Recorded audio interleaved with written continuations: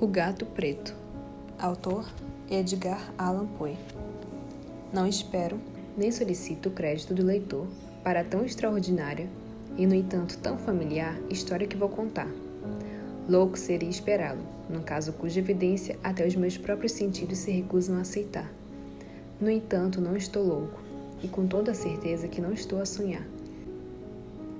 Mas porque posso morrer amanhã, quero aliviar hoje o meu espírito. O meu fim imediato é mostrar ao mundo, simples, sucintamente sem comentários, uma série de meros acontecimentos domésticos. Nas suas consequências, estes acontecimentos aterrorizaram-me, torturaram-me e destruíram-me. No entanto, não procurarei esclarecê-los. O sentimento que em mim despertaram foi quase exclusivamente o de terror. Há muitos outros parecerão menos terríveis do que extravagantes. Mais tarde, será possível que se encontre uma inteligência qualquer que reduza minha fantasia a uma banalidade.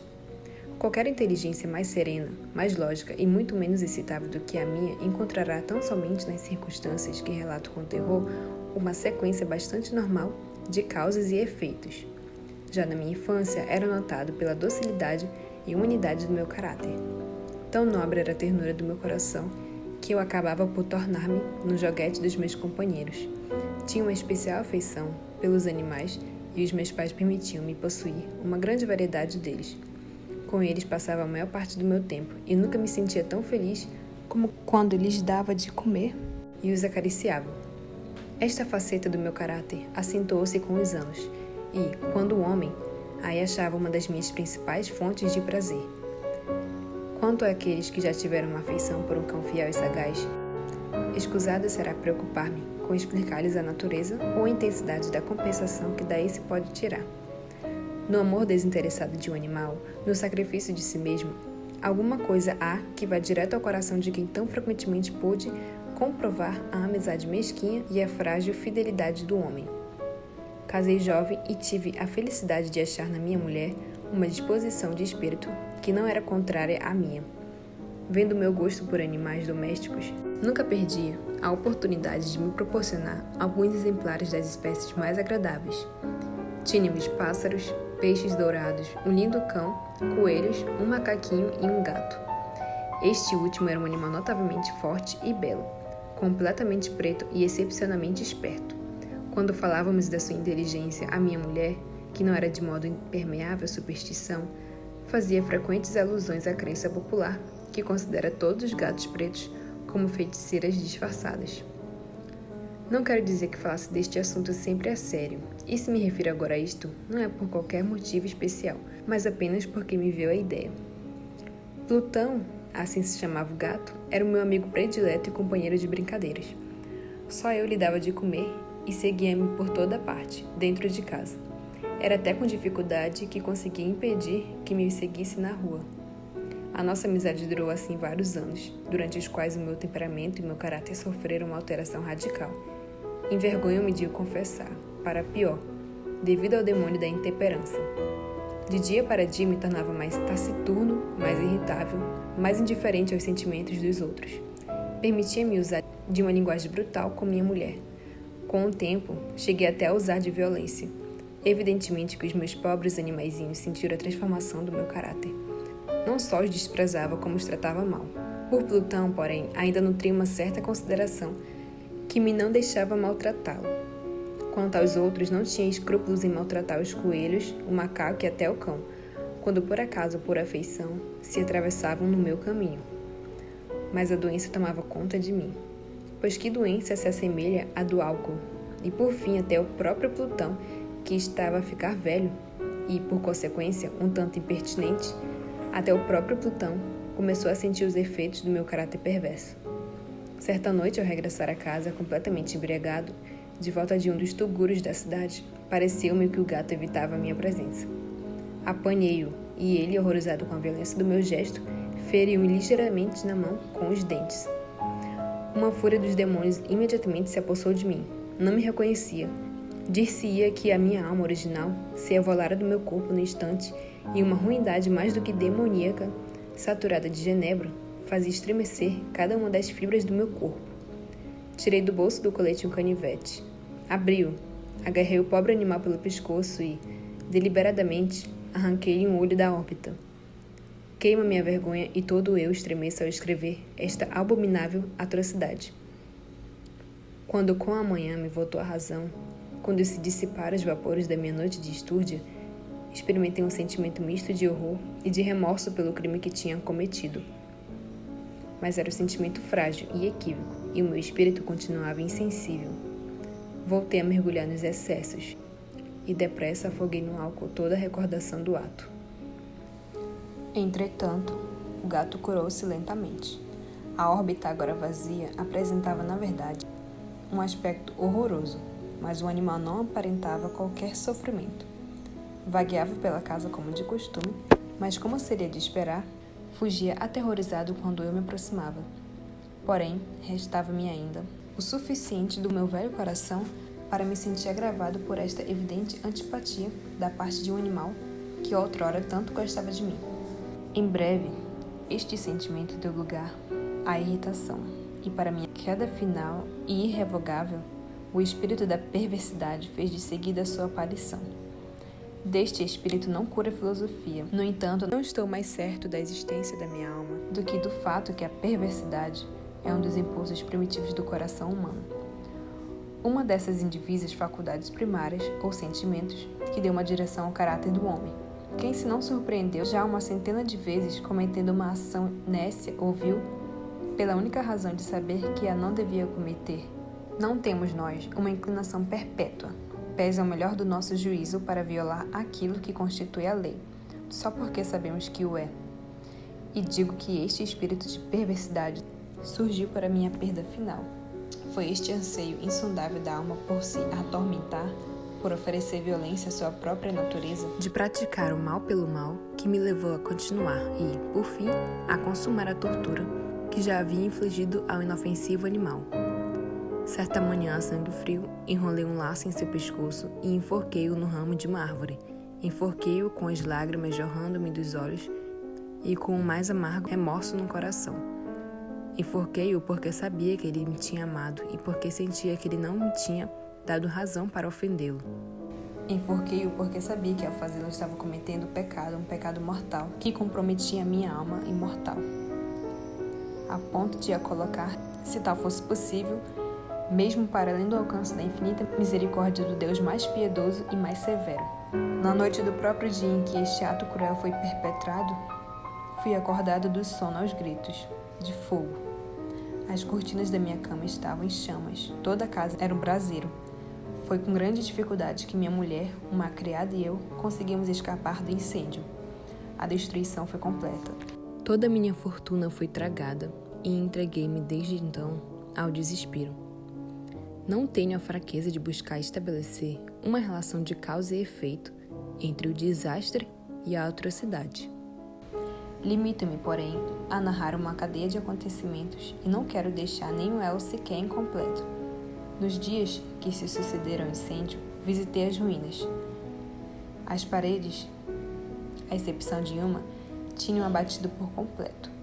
Esta exceção era constituída por um tabique interior, não muito espesso, que estava sensivelmente a meio da casa e de encontro ao qual antes ficava a cabeceira da minha cama. O reboco resistira em grande parte à ação do fogo, fato que atribuo a ter sido pouco antes restaurado. Próximo desta parede, juntara-se uma densa multidão e muitas pessoas pareciam estar a examinar certa zona em particular, com minúcia e grande atenção. A minha curiosidade foi despertada pelas palavras estranho, singular e outras expressões semelhantes. Aproximei-me e vi, como se fora gravada embaixo revelo, sobre a superfície branca, a figura de um gato gigantesco. A imagem estava desenhada com uma precisão realmente espantosa. Em volta do pescoço do animal estava uma corda. Mal vi a aparição, pois nem podia pensar que de outra coisa se tratasse. O meu assombro e o meu terror foram imensos. Por fim, a reflexão veio em meu auxílio. Lembrei-me que o gato fora enforcado no jardim junto à casa. Após o alarme de incêndio, o dito jardim fora imediatamente invadido pela multidão e alguém devia ter cortado a corda que prendia o animal à árvore e o lançara por uma janela aberta dentro de meu quarto. Isto deve ter sido feito, provavelmente, com a intenção de me acordar.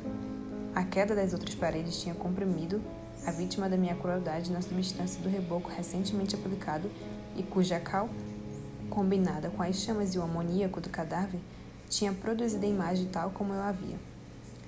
Tendo assim satisfeito prontamente a minha razão, que não totalmente a minha consciência, sobre o fato extraordinário atrás descrito, não deixou este, no entanto, de causar profunda impressão na minha imaginação.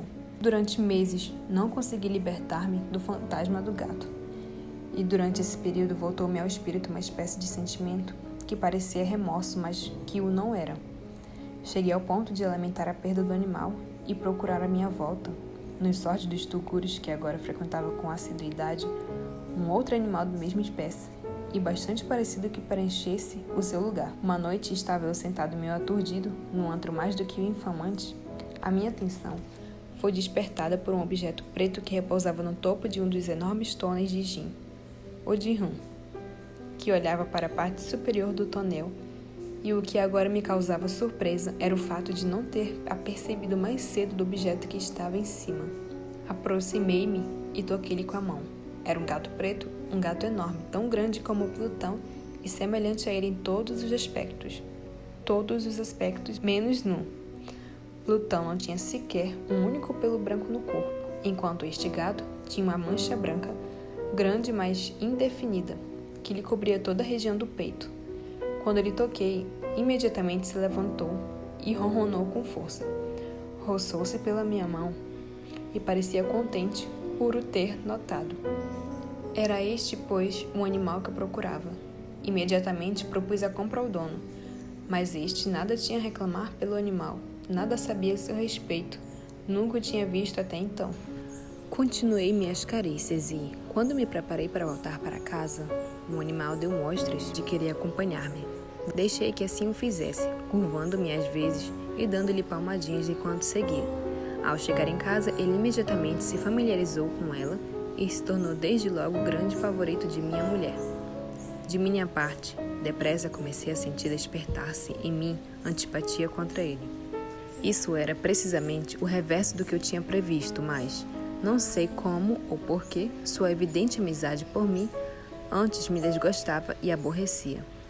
Lenta e gradativamente, esses sentimentos de desgosto e aborrecimento se transformaram na amargura do ódio. Evitava o animal. Certa sensação de vergonha e a lembrança de minha antiga crueldade impediam-me de maltratá-lo fisicamente. Durante algumas semanas, abstive-me de bater-lhe ou de usar contra ele de qualquer outra violência, mas gradualmente, bem gradualmente, passei a encará-lo com indizível aversão e a esquivar-me silenciosamente a sua odiosa presença como a um hálito pestilento. O que aumentou sem dúvida meu ódio pelo animal foi a descoberta na manhã seguinte, aquela em que o trouxera para casa, de que, como Plutão, fora também privado de um de seus olhos. Essa circunstância, porém, só fez aumentar o carinho de minha mulher por ele. Ela, como já disse, possuía em alto grau aquela humanidade de sentimento que fora outrora o traço distintivo e a fonte de muitos dos meus mais simples e mais puros prazeres. Com a minha aversão àquele gato, porém, sua predileção por mim parecia aumentar. Acompanhava meus passos com uma pertinácia que o leitor dificilmente compreenderá. Em qualquer parte onde me sentasse, enroscava-se ele debaixo de minha cadeira ou pulava sobre meus joelhos, cobrindo-me com suas carícias repugnantes. Se me levantava para andar, metia-se entre os meus pés, quase a derrubar-me, ou, cravando suas longas e agudas garras em minha roupa, subia dessa maneira até o meu peito. Nessas ocasiões, embora tivesse o desejo ardente de matá-lo com uma pancada, era impedido de fazê-lo, em parte, por me lembrar de meu crime anterior, mas principalmente, devo confessá-lo sem demora, por absoluto pavor do animal. Esse pavor não era exatamente um pavor de mal físico, e contudo não saberia como defini-lo de outra forma. Tenho quase vergonha de confessar, sim, mesmo nesta cela de criminoso, tenho quase vergonha de confessar que o terror e o horror que o animal me esperava tinham sido aumentados por uma das mais simples quimeras que seria possível conceber. Mini Mulher chamara mais de uma vez minha atenção para a natureza da marca de pelo branco de que falei e que constituía a única diferença visível entre o animal estranho e o que eu havia matado. O leitor há de recordar-se que essa mancha, embora grande, fora a princípio de forma bem precisa, mas por leves gradações quase imperceptíveis e que durante muito tempo a razão forcejou para rejeitar como imaginárias, tinha afinal assumido uma rigorosa precisão de contorno. Era agora a reprodução de um objeto que tremo em nomear, e por isso, acima de tudo, eu detestava e temia o monstro, e ter-me-ia livrado dele, se o ousasse. Era agora, digo, a imagem de uma coisa horrenda, de uma coisa apavorante, a imagem de uma forca. Oh, lúgubre e terrível máquina de horror e de crime, de agonia e de morte. E então, eu era na verdade um desgraçado, mais desgraçado que a própria desgraça humana, e um bronco animal, cujo companheiro tinha com desprezo destruído, um bronco animal preparava para mim, homem formado à imagem do Deus Altíssimo. Tanta angústia intolerável, ai de mim! Nem de dia nem de noite era-me dado mais gozar a bênção do repouso. Durante o dia, o bicho não me deixava um só momento, e de noite eu despertava a cada instante de sonhos de indizível pavor, para sentir o quente hálito daquela coisa no meu rosto e o seu enorme peso, encarnação de pesadelo, que eu não tinha forças para repelir, oprimindo eternamente o meu coração. Sob a pressão de tormentos tais como esses, os fracos restos de bondade que havia em mim sucumbiram. Meus únicos companheiros eram os meus pensamentos, os mais negros e maléficos pensamentos. O mau humor de meu temperamento habitual aumentou, levando-me a odiar todas as coisas e toda a humanidade. Minha resignada esposa, porém, era a mais constante e mais paciente vítima das súbitas, frequentes e indomáveis explosões de uma fúria a que eu agora me abandonava cegamente. Certo dia, ela me acompanhou para alguma tarefa doméstica até a adega do velho prédio que nossa pobreza nos compelira a ter de habitar. O gato desceu os degraus, seguindo-me, e quase me lançou ao chão, exasperando-me até a loucura. Erguendo um machado e esquecendo na minha cólera o medo pueril que tinha até ali sustido minha mão, descarreguei um golpe no animal, que teria sem dúvida sido instantaneamente fatal se o houvesse assestado como desejava. Mas esse golpe foi detido pela mão de minha mulher. Espicaçado por essa intervenção, com uma raiva mais do que demoníaca, arranquei meu braço de sua mão e enterrei o machado no seu crânio. Ela caiu morta imediatamente, sem um gemido. Executado tão horrendo crime, logo e com inteira decisão entreguei-me à tarefa de ocultar o corpo. Sabia que não podia removê-lo da casa, nem de dia nem de noite, sem correr o risco de ser observado pelos vizinhos. Muitos projetos me atravessavam a mente. Em dado momento pensei em cortar o cadáver em pedaços miúdos e queimá-los. Em outro resolvi cavar uma cova para ele no chão da adega. De novo, deliberei lançá-lo no poço do pátio, metê-lo no caixote como uma mercadoria e mandar um carregador retirá-lo da casa. Finalmente, detive-me no que considerei um expediente bem melhor do que qualquer um desses. Decidi emparedá-lo na adega, como se diz que os monges da Idade Média emparedavam suas vítimas. Para um objetivo semelhante estava a adega bem adaptada. Suas paredes eram de construção descuidada e tinham sido ultimamente recobertas por completo de um reboco grosseiro, cujo endurecimento a umidade da atmosfera impedira. Além disso, em uma das paredes havia uma saliência causada por uma falsa chaminé ou lareira, que fora tapada para não se diferenciar do resto da adega. Não tive dúvidas de que poderia prontamente retirar os tijolos naquele ponto, introduzir o cadáver e emparedar tudo como antes, de modo que olhar algum pudesse descobrir qualquer coisa suspeita. E não me enganei nesse cálculo. Por meio de um gancho, desalojei facilmente os tijolos e, tendo cuidadosamente depositado o corpo contra a parede interna, sustentei-o nessa posição, enquanto com pequeno trabalho repus toda a parede no seu estado primitivo.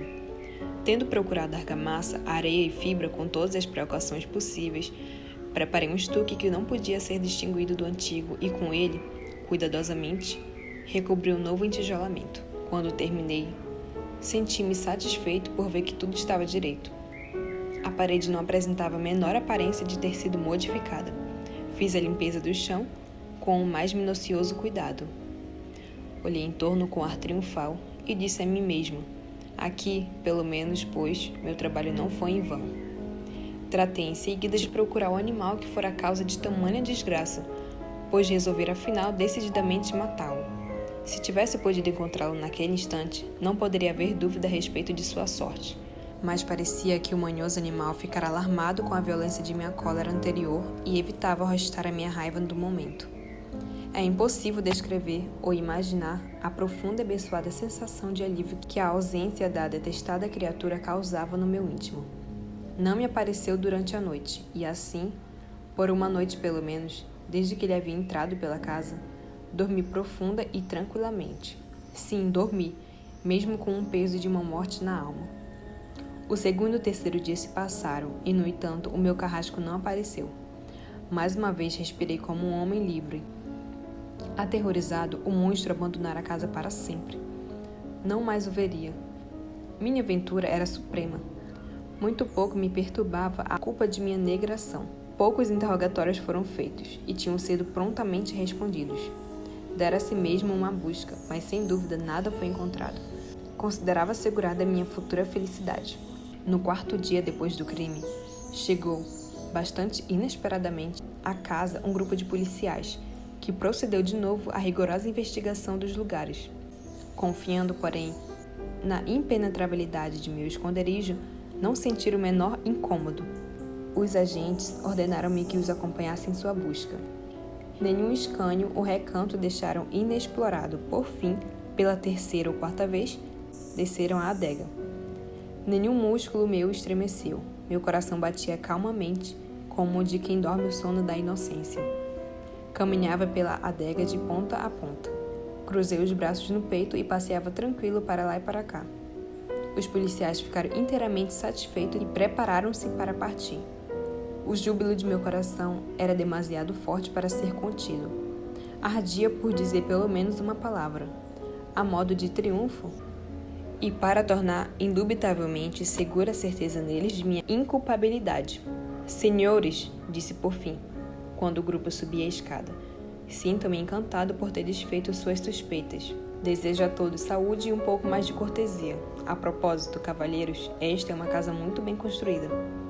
No meu violento desejo de dizer alguma coisa com desembaraço, eu mal sabia o que ia falando. Posso afirmar que é uma casa excelentemente bem construída. Estas paredes... Já vão indo, senhores? Estas paredes estão solidamente edificadas. E aí, por simples frenesi de bravata, bati pesadamente com uma bengala que tinha na mão, justamente naquela parte do entijolamento por trás do qual estava o cadáver da mulher de meu coração. Mas praza a Deus proteger-me e livrar-me das garras do demônio. Apenas mergulhou no silêncio a repercussão de minhas pancadas, e logo respondeu-me uma voz do túmulo. Um gemido a princípio velado e entrecortado como o soluçar de uma criança, que depois rapidamente se avolumou, num grito prolongado, alto e contínuo, extremamente anormal e inumano. Um urro, um guincho lamentoso, meio de horror e meio de triunfo, como só do inferno se pode erguer, a um tempo, das gargantas dos danados na sua agonia e dos demônios que exultam na danação. Loucura seria falar de meus próprios pensamentos. Desfalecendo, recuei até a parede oposta. Durante 1 minuto, o grupo que se achava na escada ficou imóvel, num paroxismo do medo e do pavor. Logo depois, uma dúzia de braços robustos se atarefava em desmanchar a parede. Ela caiu inteiriça. O cadáver, já grandemente decomposto e manchado de coágulos de sangue, erguia-se ereto aos olhos dos espectadores. Sobre sua cabeça, com a boca vermelha escancarada e o olho solitário chispante, estava assentado o horrendo animal, cuja astúcia me induzira ao crime e cuja voz delatora me havia apontado ao carrasco. Eu havia emparedado o monstro no túmulo.